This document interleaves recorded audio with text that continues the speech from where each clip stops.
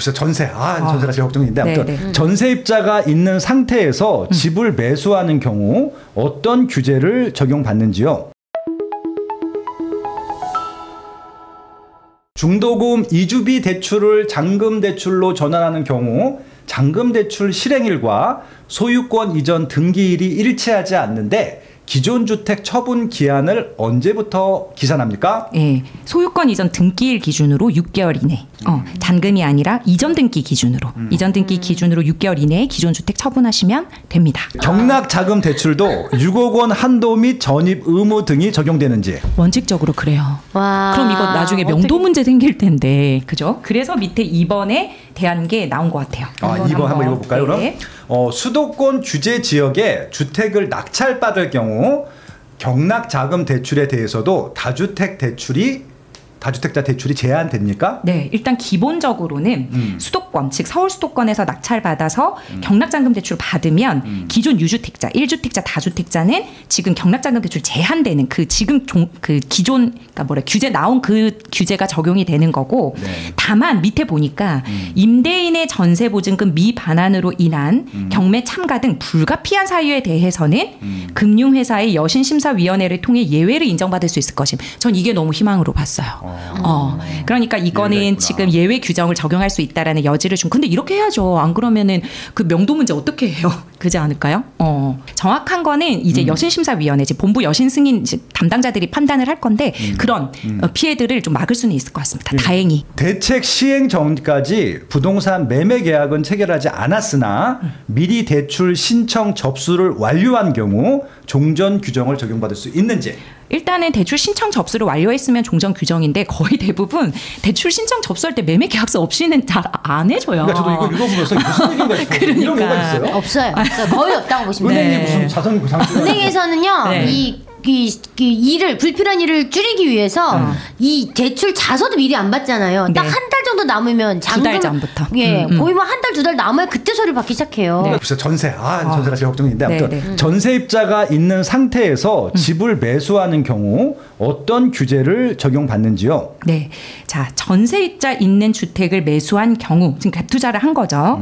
소유권 이전 3개월 이내에 구입 목적 주담대, 즉 구매자금 대출을 받으면 최대 6억 원 한도로 대출 받으면 무조건 6개월 이내 전입인 거야. 그러니까 후순위 주담대 같은 거 받고 이제 갭 투자하지 말라는 거죠. 왜냐하면은 그 전세입자 내보내고 내가 들어간다는 조건으로 지금 주담대가 실행된다라는 거니까. 그리고 만약에 구매자금 대출이 아닌 생활안정 자금 대출은 1억 원까지만. 그렇게 됩니다. 그러니까 매매잔금 주담대는 6억 원이고요. 생활안정 자금 대출은 1억 원이다. 임차 보증금 반환 목적의 생활안전자금 주담대도 1억 원 한도가 적용되는 것인지요? 다음에 해당되는 경우 자 임차 보증금 반환 목적, 즉 전세 퇴거자금 대출이죠. 전세 퇴거자금 대출도 생활안정 자금 대출의 일종이기 때문에 이제 1억 원 이상을 받을 수가 없어요. 근데 기존 세입자와 전세 계약이 6월 27일 그 규제 전까지 체결되면 사실은 이제 그 전 규정을 적용을 받는 거죠. 예. 그리고 임차 보증금 반환 목적 생활안정 자금 대출, 이게 전세 퇴거자금 대출이거든요. 이게 세부 취급 요건, 지금 여러 가지 요건들이 있는데 문제는 6월 27일 이전에 전세 계약 체결한 거나 계약갱신으로 됐을 때 그 계약갱신이 지금 된다 하더라도 이전에 체결된 거면 괜찮은 거예요. 그런 거는 이제 취급 요건에 준용한 요건 의무를 준수한 경우는 1억 원을 초과해서 받을 수 있다. 그러니까 이렇게 지금 결론부터 말씀드리면 627 대책 전에 전세 계약이 체결된 건에 대해서는 전세 퇴거 자금 대출을 그때 실행하더라도 괜찮다. 근데 그 이후에 맞추는 것들에 대해서는 전세 퇴거 자금 대출도 1억 원을 초과해서 받을 수가 없다. 이렇게 보시면 되겠습니다. 신용대출 한도는 금융기관별 합산인지? 네. 전 금융기관 신용대출액을 합산을 하는 거고 지금 신용대출은 연소득 범위 내로 제한되잖아요. 그렇죠. 여러분. 네. 그리고 만약에 내가 연소득이 1억 원을 넘어서 1억 원 넘게 신용대출을 받는다 하더라도 1년 이내의 규제 지역에 그 신용대출 받아서 집 사면 안 됩니다. 이거는 고액대출 신용규제는 여전히 적용이 되고 있기 때문에 규제 지역에서 내가 실거주 목적으로 신용대출을 1억 원 이상 받을 수 없다. 이거를 조금 여전히 체크하시면 좋을 것 같습니다. 무주택자로 좀 전세 살고 있는데요. 이번에 집주인이 나가라고 해서 집 알아보고 있는데 자기는 신용평가 100점이래. 거의 만점이지. 예.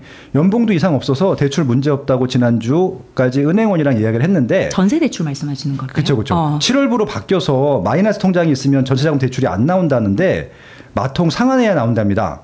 맞아요?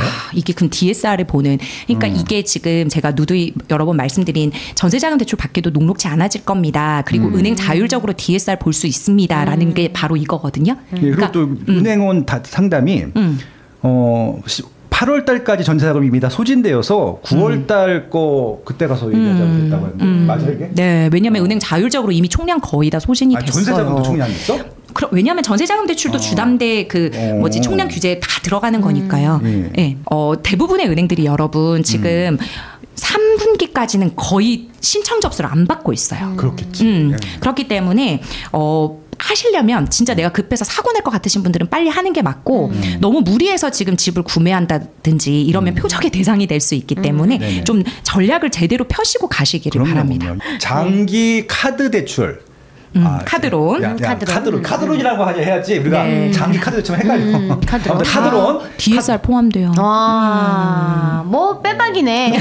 카드론 신용 대출 원래 안 됐었어요 이게? 근데 밑에 보니까 서민금융 상품은 제외한다. 서민금융 상품이 뭐라고 돼 있냐면 연소득 3,500만 원 이하의 소득자가 받는 신용대출. 그다음 상속 등으로 불가피하게 대출 채무를 인수하게 되는 경우 차주의 상환 부담을 경감하여 원활한 채무 상환을 진행하기 위한 목적으로 이제 원금 또는 이자를 감면하거나 금리 만기 상환 방법, 거치 기간에 따라 조건을 변경하는 경우 이런 경우에는 이제 해줘야 되겠죠. 그렇죠. 그다음에 서민금융 상품으로 이제 들어간다거나 또는 긴급한 상황, 뭐 결혼, 장래, 출산, 수술 이러한 거는 카드론이 DSR에서 제외되겠지만 결과적으로는 다 들어간다고 보시고 가시면 되겠다. 생활안전자금 주담대 한도는 금융기관별 합산입니까? 동일 물건인지 보셔야 돼요. 같은 물건에서 차주가 받은 전 금융기관의 생활안전 주담대가 합산되기 때문에 물건별로 보셔야 됩니다. 물건별로? 네. 물건별로. 상속 등에 따라 불가피한 대출 채무를 인수하는 경우 이번 대책의 규제에 적용을 받게 됩니까?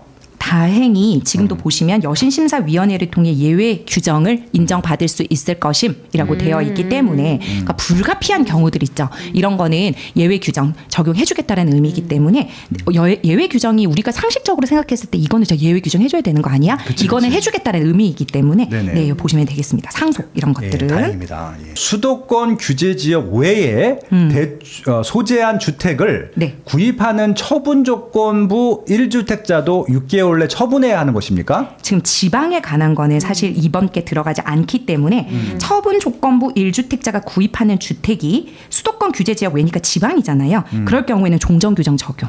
종전 규정이면은 규제 안 한다는 얘기인 거죠? LTV, DSR 범위 내. 그렇죠. 근데 아까 제가 말씀드렸지 똑같은 거예요. 지금 굉장히 서울 비싼 아파트 돈 많이 돈이 안 되니까 뭐 지금 전세를 끼고 후세 대출을 받고 막 이런 여러 가지 방법들을 이용했는데 이제 그런 거 아니고 순수하게 이제 전세를 가지고 이제 돈 뭐 이렇게 갭한다든지 아니면 이 매매가가 이제 좀 낮아지는 금액, 그러니까 왜 수도권으로 가거나 이제 이 예를 들어 뭐 안양이라든지 뭐 성남이라든지 광명이라든지 저 뭐 남양주라든지 이제 건이 붙는 아이들 있잖아요. 뭐 강남권, 송파권, 무슨 잠실권, 무슨 뭐 여의도권 건이 붙는 아이들은 이 광역교통망을 타고 다 들어갈 수 있다. 그런데 이런 지역들은 매매가가 10억 언더로 떨어지잖아요. 그런 데들은 이제 내가 실거주 하시는 분들은 그만큼 엄청난 주택을 대출을 받지 않고도 매수할 수 있으면 오히려 그런 지역들의 똘똘한 대장주로 가시면 될 것 같고 저는 굳이 뭐 서울도 1급, 2급, 3급지로 나눴을 때 외곽에 오래된 이런 구축이나 좀 한 동 두 동짜리 내지는 뭐 역세권이 아니고 입지가 별로인 이런 저는 외곽에 서울에 막 4급지를 가느니 오히려 이런 이 광역교통망을 타고 내가 이런 여러 가지 일자리 직주근접이 뭐 30분 안에 왔다 갔다 할 수 있다. 아니면 지금은 아니지만 내가 지금 열심히 착공을 해서 공사하고 있다. 이런 지역들에 이제 이런 매매가가 좀 낮아지는 이런 지역들에 가서 대장주를 사신다면 사실 그런 지역들은 아직 반등을 많이 하지 못했어요.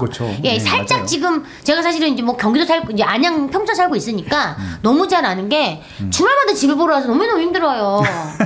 그러니까 이 여파가 지금 이 규제의 여파가 이 경기도로 지금 뻗어나온 게 있어요. 그러니까 제가 지금 집을 내놓고 있으니까 너무 잘 알잖아요. 너무 집을 많이 보러 와요, 진짜. 저희 집을. 성지순례 하는 거 합니까? 앨리스님 씨. 모르겠어요. 저희 집이 제일 최저가라 그런지 모르겠는데 그러면서 또 거기서 좀 깎아달라고 그래갖고 저는 이제 안 팔고 있는 상황인데 이것뿐만 아니라 주변의 사람들이 요즘 집 보러 많이 온다고 얘기하고 실제로 저한테 지금 상담 오시는 분이 경기도 집 팔았다고 오신 분들이 많아요. 오케이. 그러면 이 여파가 저는 또 조금 더 나아가 우리 광역시가 뭐 부산이든 울산이든 지금 이런 뭐 창원이든 창원 뭐 광역시라고 이제 그렇지 어쨌든 거기도 100만 도시니까 네. 뭐 창원이든 이렇게 기업이 있고 일자리가 있는 이런 도시들이 지금 굉장히 바닥에서 눌러져 있는 시간이 꽤 오래됐었잖아요. 네. 그런데 이런 지역의 똘똘한 대장주들이라면 저는 이 여파가 충분히 비규제 지역이니까 여파로 갈 거라고 저는 생각합니다.